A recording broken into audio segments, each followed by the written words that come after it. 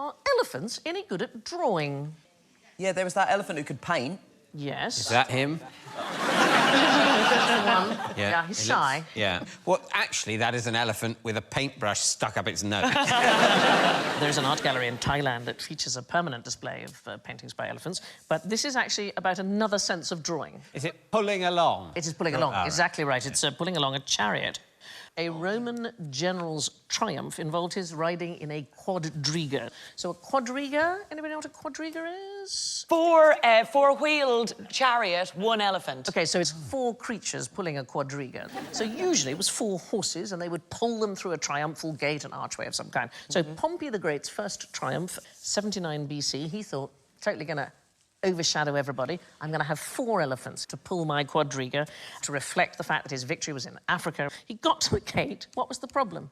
Too wide. Yeah, couldn't get through. He had the embarrassment of having to get down while they swapped the elephants over for horses. They have one of those things, you know, when they say no lorries over a certain... But the quadriga is an amazing... It was kind of the Formula 1 car, if you like, of its day. Do you remember the film Ben-Hur? Oh, 4 in a line like that. Yeah, 4 in a line. And quadriga racing was such a huge deal in Roman times.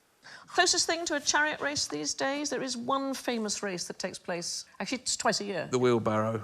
All right, but we're not going past my mother's. It's in Siena. It is the Palio horse race in Siena. It is They go through the town. unbelievably exciting. It's around the central square of this historic city.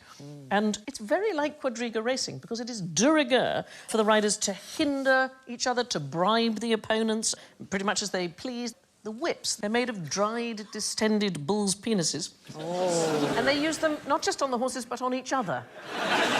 And the winner is the first horse over the line, whether or not the jockey has come with him. See, I always think that would be an interesting take on the Grand National, because quite often a horse, unhampered by a human being, actually wins. And you sort of think, in many ways, we're holding them back, aren't we? Let them run. All of them look like jockeys, except the guy in the blue in the middle, who looks like he's the victim of a drunken prank. he was on a stag do, and then he's just woken up and gone, shit, I'm on a horse! And there's no saddles, so they're going bareback. Yeah. It's a bit like the Amish, in that they limit the technology they're allowed. They're not allowed the whips, they've got to be bulls' penises, they can't be... I mean... They've got to dick slap each other.